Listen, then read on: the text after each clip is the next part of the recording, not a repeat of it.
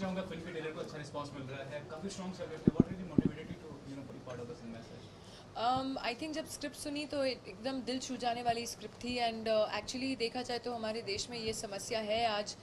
मेरी 3 बच्चियाँ हैं तो मुझे मालूम है एज अ मदर मैं आइडेंटिफाई कर सकती हूँ. एंड ये फिल्म स्क्रिप्ट सुनने के दौरान only I got so emotional and actually रोंगटे खड़े हो गए कि वाकई में ऐसा होता है, वास्तव में ऐसा होता है. एंड अनफॉर्चुनेटली जो विक्टिम्स हैं उनको सही तरीके की जस्टिस नहीं मिलती है.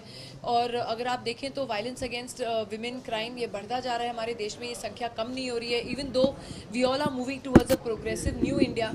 पर समहाउ कहीं ना कहीं कुछ तो गड़बड़ है कि लोग शायद लॉ को सीरियसली नहीं लेते हैं, या जो क्रिमिनल्स हैं उनको अब लॉ से डर नहीं है. तो कहीं ना कहीं कुछ न कुछ ऐसी बात ज़रूर हो रही है कि अब समय आ गया है कि कुछ बदलाव लाने का. और शायद हमें ऑलवेज गवर्नमेंट्स को या लोगों को, लॉ मेकर्स को ब्लेम नहीं करना चाहिए, लेकिन आई थिंक समय आ गया है कि हम खुद ऐसी आवाज़ें उठाएं and we try to become the change that we want to see happen.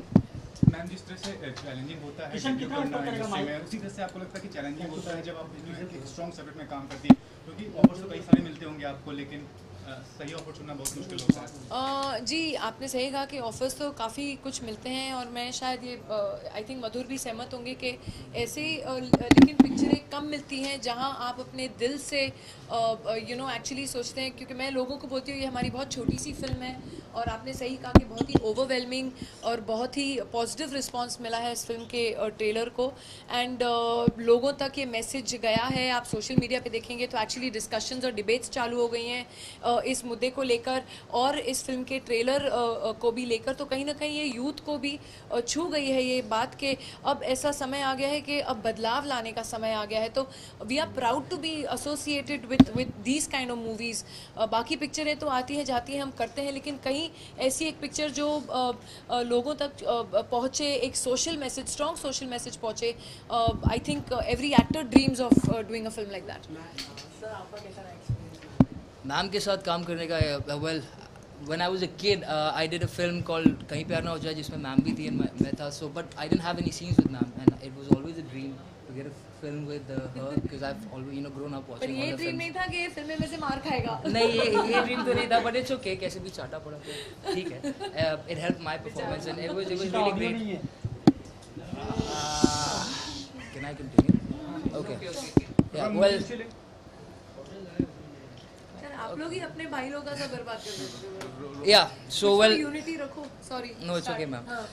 So I always wanted to work with her, obviously, growing up in India, and मुझे मौका मिला एक ऐसी फिल्म में which also has a social message, and this is my first film that I'm doing in a decade in India, and so I was also waiting for the right kind of project to come along, and when I heard that ma'am is also being a part of this project, I was really excited, and so I have tried my best to be really bad so that she can be really good, and she is in the same. So yeah, it was a dream come true for me. Yeah, he's actually so bad that I look so good in the film. No, ma'am, it's because of her that I look worse. No, but I think this is a subject, जैसे कि मैंने कहा, यही हमारी that's the youth that is talking, that अगर सबको ये एक कहीं पहुंच रही है ये बात, that this is a film that we've made for a certain reason, for a certain cause.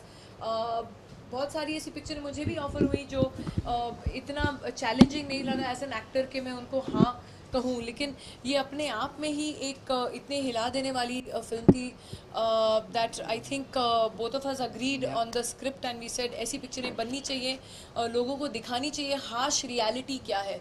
और नहीं तो हम ऑलवेज एज अ पब्लिक हम इंडिफरेंट रहेंगे. अगर मीठी गोली हमको बार बार दी जाए, you become indifferent to the thing कि हाँ यार ये तो चीज़ें होती रहती हैं, गाँव हमारे देश में तो होती रहती हैं, so what's a big deal.